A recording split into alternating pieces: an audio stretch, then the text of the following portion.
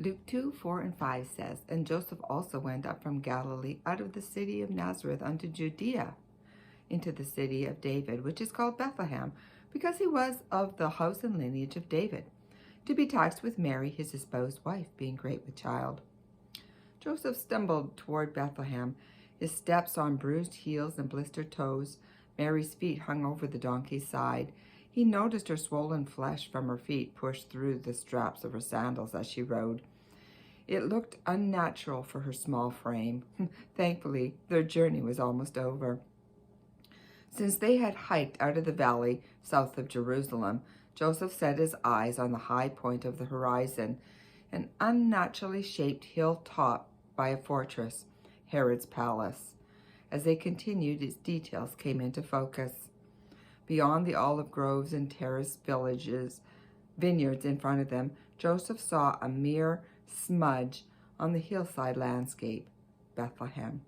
Finally, nearly obscure in the shadows of Herod's regal monument to himself, it hardly looked fit to be the birthplace of King David. He imagined King David as a boy on these hills tending sheep, and as he struck again by the privilege and gravity of raising royalty.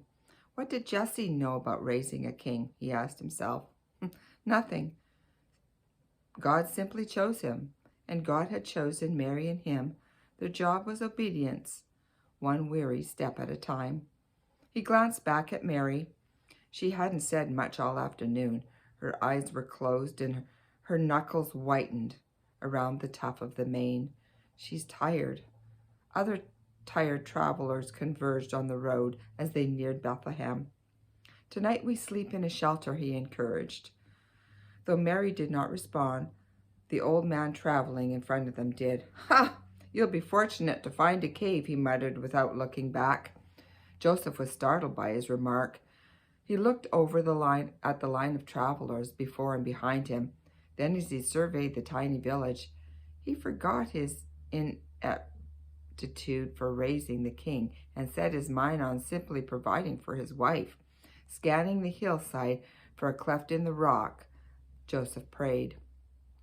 He who dwells in the shelter of the Most High will abide in the shadow of the Almighty.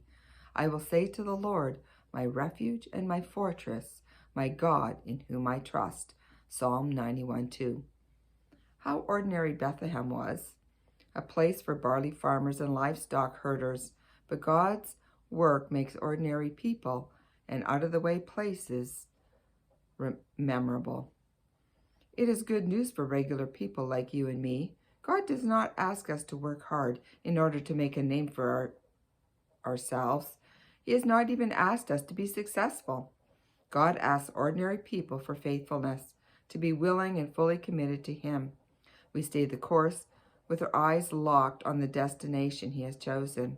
Even if it looks like a smudge on the landscape or a small and unremarkable place, it is God's work that transforms ordinary people and places into remarkable names that point back to Him. He gets the glory, and we get the joy of remembering all that He has done. Lord, you grant what you require. You prepare your plan. Our privilege is to trust and receive. Our challenge is to accept your accommodations without complaint, though you may protect us in the cleft of the rock rather than a home, though you hide us in your hand rather than the fortress walls. Your unconventional ways allow us to grip your glory and sense your presence. And though we may ignorantly complain at first, we wouldn't want it any other way. Thanks for listening today, and have a wonderful day.